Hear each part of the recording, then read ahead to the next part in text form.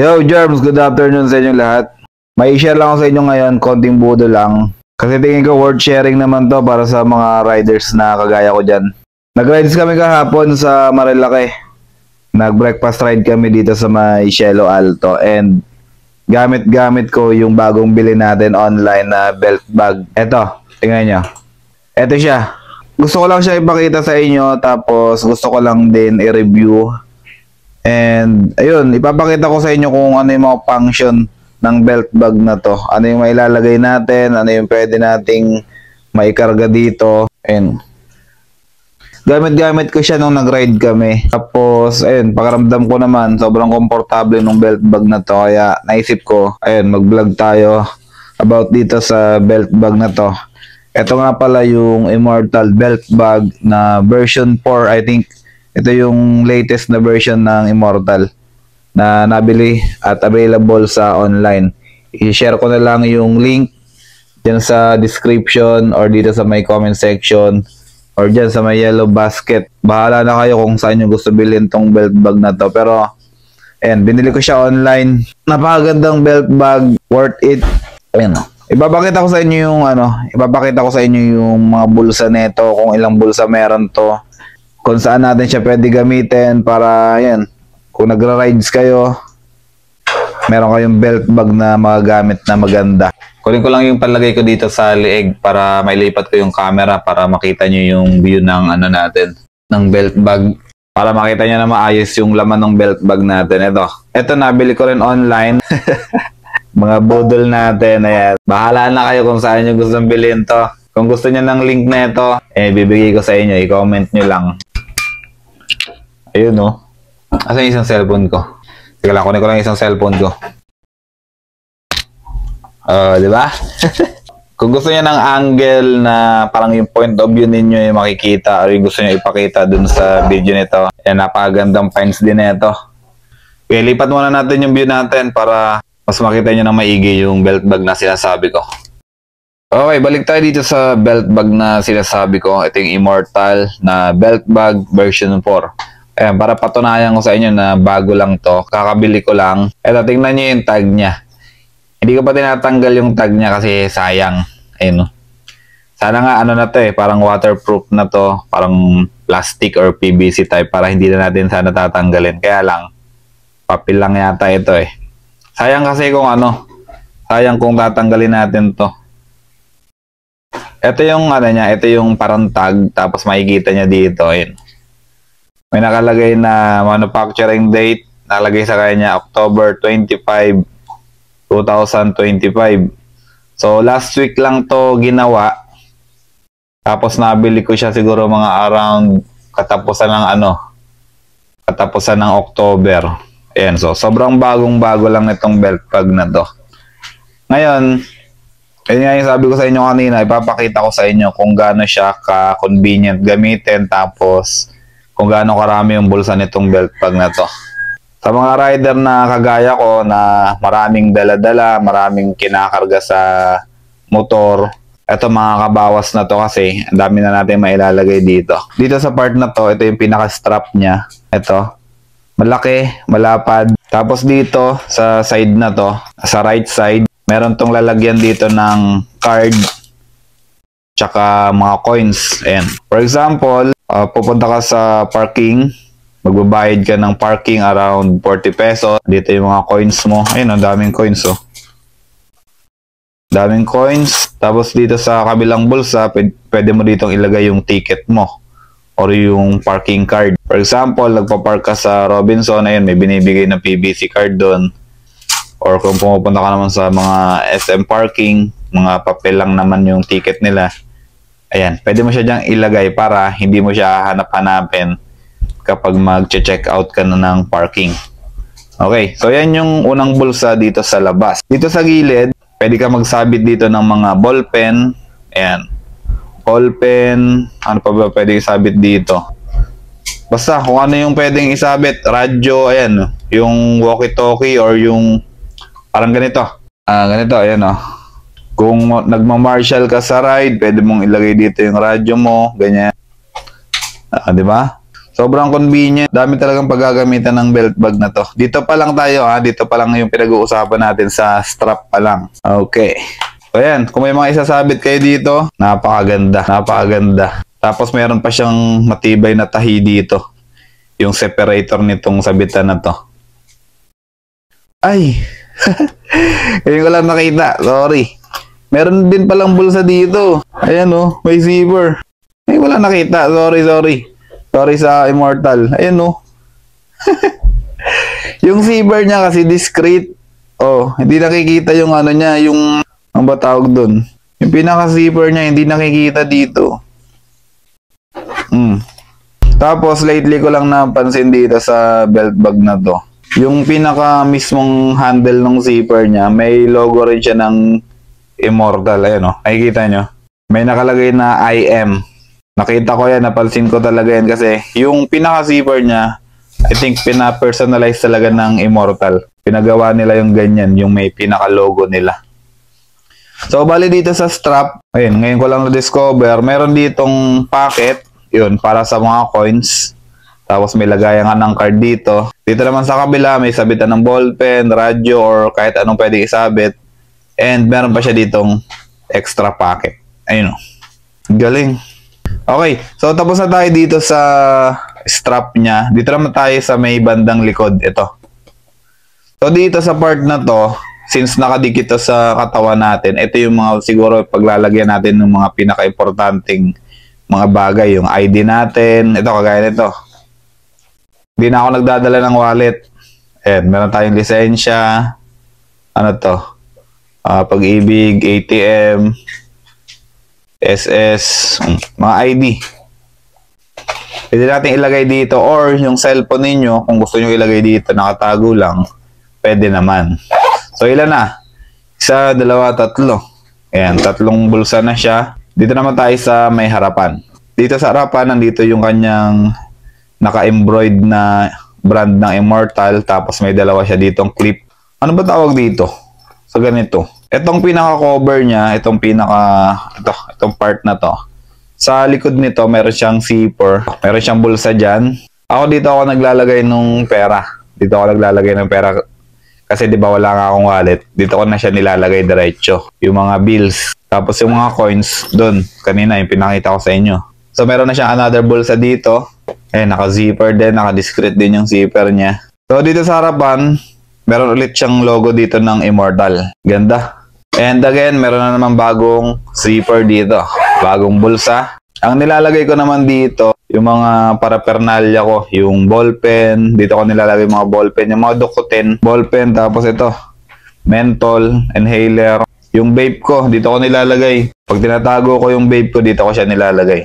Sobrang luwag din ng bulsa na to. Ayan. Marami kayo may ilalagay dyan. Pwedeng cellphone or kahit anong mga bagay na pwede nyong ilagay.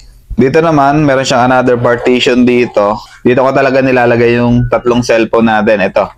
Yung isang cellphone ko. Tapos itong hawak ko. Yung ginagamit ko ngayon sa video. Ayan. Tapos ito pang isang cellphone. Ayan o, picture ko. Baka sabihin nyo, hindi ko cellphone eh. Ayan yung cellphone ko na isa. Tapos ito yung cellphone ko na isa. Dalawang Xiaomi. Kasya dito. Tapos itong gamit ko na pang vlog. Ayan, dyan ko rin siya nilalagay. So, tatlong cellphone kasya dito sa part na to. Dito sa bulsa na to. And lastly, yung pinaka-main niya, yung pinaka-main compartment niya ito. Yung malaki na to. Ang may lalagay natin dito ay sari-sari. Depende na lang sa inyo yan. Ayan, dito ko nilalagay yung remote key ko. Tapos, yung pabango natin. Yung charger ko, dito ko rin nilalagay sa ibabaw kasi may spasyo pa naman siya. Ginagamit ko lang ngayon. Kaya wala dito. Tapos ito. Yung natin, yung gamit natin sa pagbablog, mga charger, microphone, mga wires natin, cable. Diba? Ang luwag. Kasya din dito yung power bank ko na malaki. Kung wala ito, ilalagay ko yung power bank ko dyan. Kasyang kasya. Tapos sa loob nito, meron pang mga bulsa-bulsa pa. Ayan. May cable, may plastic ng yellow. Alam niyo kung para saan to? Kapag nagra-ride kami, tapos yung cellphone nandun sa cellphone holder, tapos umuulan, binabalutan namin ng plastic ng yellow yung cellphone para waterproof na siya. Yun, sticker ng Immortal. Hindi ko pa naididikit sa motor ko. So ayan, ganyan karami yung bulsa niya, ganyan karami yung space ng belt bag na to.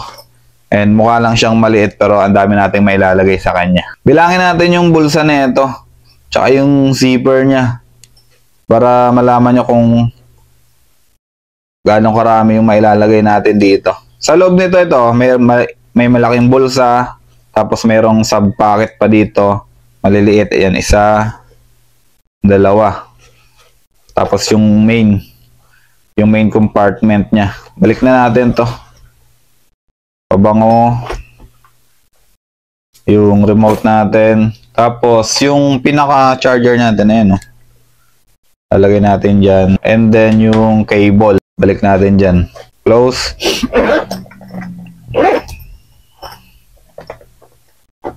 Diba, kasyang-kasya siya. Hindi naman natin pinilit, no? Plus yung tatlong cellphone natin. Balik na natin dito.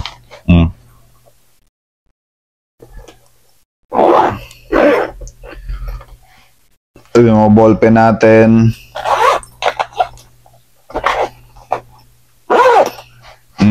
Diba? Tapos yung radyo.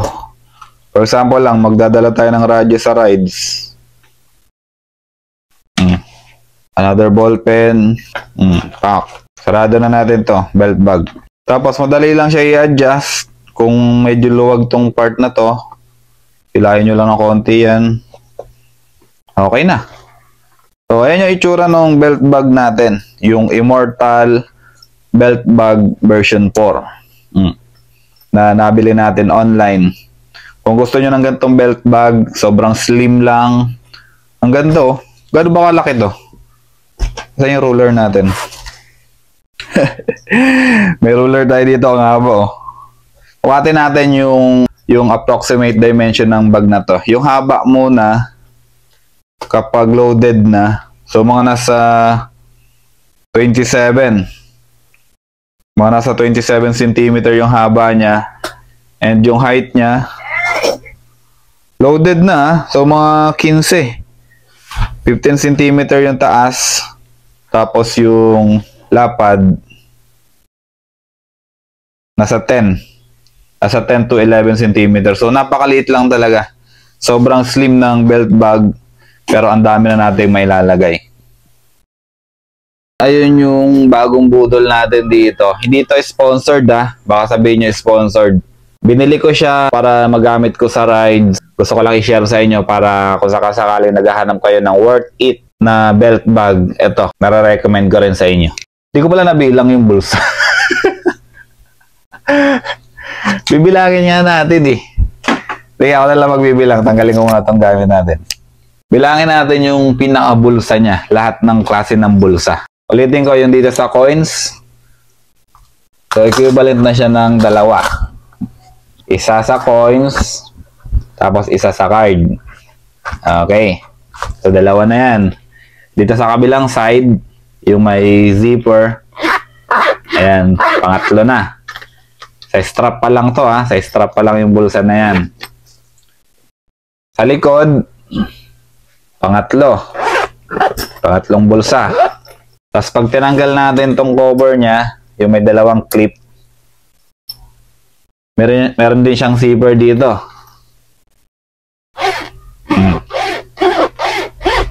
So 1, 2, 3, 4, 5. Pang-limang compartment na to. Tapos dito sa harapan, ayan, pang-anim. Pang-anim na compartment. Dito, yung sub-compartment niya, ilagay natin ng cellphone. Pag-ilan na? Pang-7. Tapos yung main compartment niya, pang-8. And then, meron pa siyang sub-pocket dun sa loob. Kakount natin siya pang-9, tsaka pang-10. So, bali 10 storage or 10 pocket yung nandito. So, napaka-slim, tsaka napakagandang belt bag na to. Kanyang karami. Yung pagsisilidan natin ng mga gamit natin during ride. Yung mga importante lang syempre.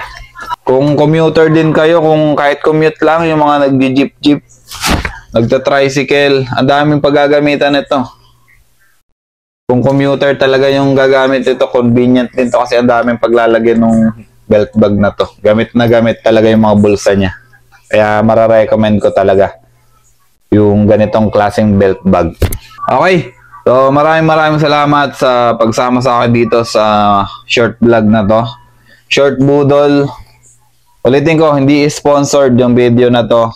Binili ko to galing sa sarili kong bulsa. Yan.